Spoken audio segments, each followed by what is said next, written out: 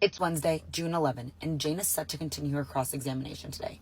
So grab your morning coffee and let's break down everything that she testified to yesterday on cross-examination, because it's a long one. I'm an attorney and I read what happened, so you don't have to. The defense focused heavily on her credibility, past statements, and text messages involving substances, encounters, and Combs' inner circle. Jane testified that during their first trip to Turks and Caicos, she became alarmed by what Combs looked like and how he behaved. On the flight, she said that his hands were shaky, his coloring seemed off, and that his eyes and his teeth just didn't look right.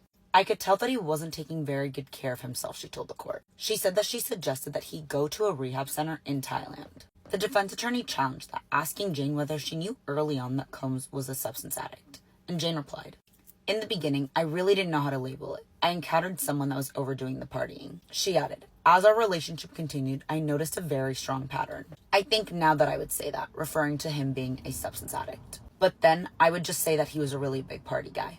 The defense attorney then read text messages between Jane and Combs' former chief of staff, Christina Coram. Jane had previously testified that Coram had given her verbal instructions to bring substances to Combs in Miami. The text didn't show Coram saying that explicitly, and Jane acknowledged that it wasn't in writing. However, she maintained, "She told me over the phone that it was fine and instructed me to put the substances in my checked luggage."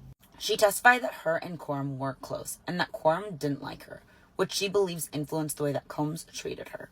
Jane testified that she didn't think that Combs' staff, including Coram, knew about these hotel nights with entertainers. She also said that Combs didn't want Coram to know about his partying because she disapproved and preferred that he focus on his business.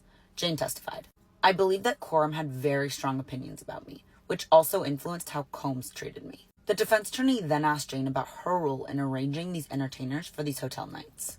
Jane testified that she watched these explicit videos with Combs, and with his encouragement, she reached out to an entertainer named Sly. Asked whether it was her idea to message Sly, Jane responded, "Given the context of what was happening in my relationship, yes." When pressed if Combs encouraged her to do it, she responded, "He was encouraging it."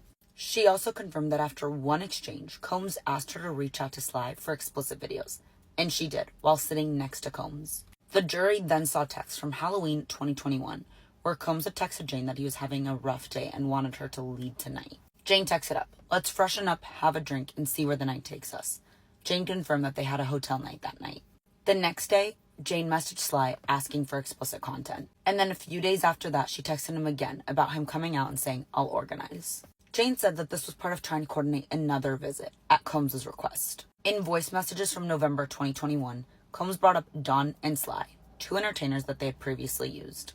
Jane testified that she was trying to deflect by replying, "I thought you were trying to save that for the grand finale, when your album was done." She testified that this was an excuse to try and help her avoid setting it up. Jane told the court that she didn't feel like Combs treated her the same way that he treated other women, despite complying with his demands. In text, she expressed frustration that Combs gave another woman a Chanel bag while pressuring her for hotel nights. "That was the only option I was given," she testified. "I wanted to see my lover." The defense attorney then brought up the luxury items that Combs had given her. A Van Cleef bracelet, a Bottega bag. Jane confirmed the gifts, but pushed back when asked about the cost. "How much does my body cost?" she responded. The judge warned her to just answer the questions. Jane testified that she now lives in a 5,300 square foot home, which is a big jump from the 1,400 square foot apartment that she used to live in. She acknowledged that Combs invested $20,000 in her business, but she added, "Had I not dove headstrong into this relationship, I probably would have been a bit more successful in that time frame. But that's neither here nor there." The defense attorney then showed more text messages between Jane and Combs, where Jane appeared a bit enthusiastic about these encounters. She explained that Combs liked to recap the nights afterwards, often watching the videos.